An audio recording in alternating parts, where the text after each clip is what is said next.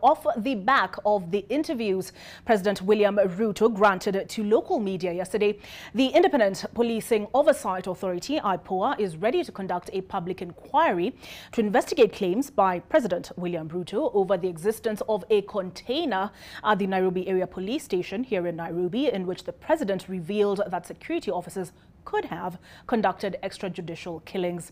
Amnesty International is seemingly lauding the confession by President Ruto that he fired former Director of Criminal Investigations George Kinoti.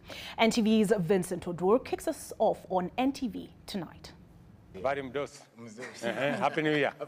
On Wednesday, while having his first media interview since his inauguration, President William Ruto revealed how former Directorate of Criminal Investigations boss George Kinoti lost his job. It was business as usual.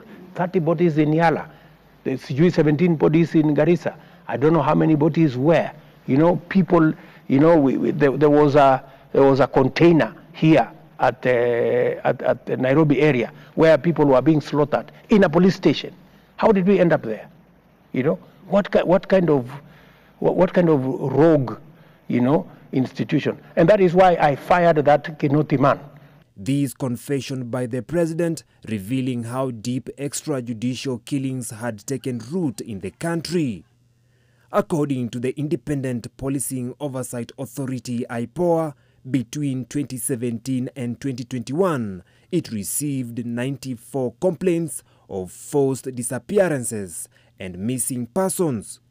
After presenting its proposal to the president, IPOA says it is ready to conduct a public inquiry to find those culpable over extrajudicial killings in the country.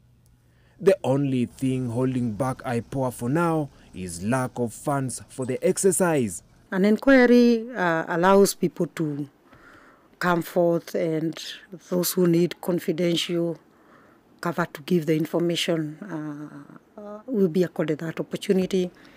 So if we can have the funding that we are seeking, I believe within 90 days, we should be able to carry out public inquiries.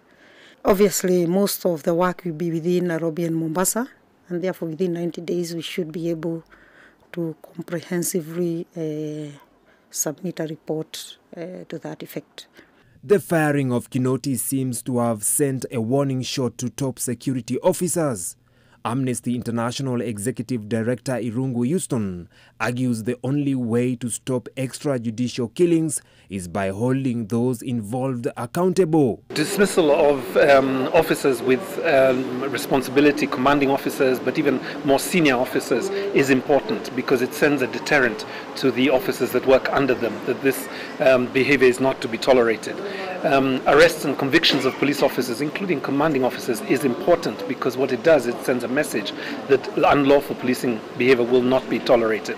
Criminal liability is individual. 53% of police officers have seen their fellow officers break the law, but unfortunately 10%, only 10% feel they have the courage to report those crimes. So there is still a blue code of silence within the police service that ensures that the officers that want to abuse the law can do so. Investigation into general crime is the work of DCI, and that's why DCI exists.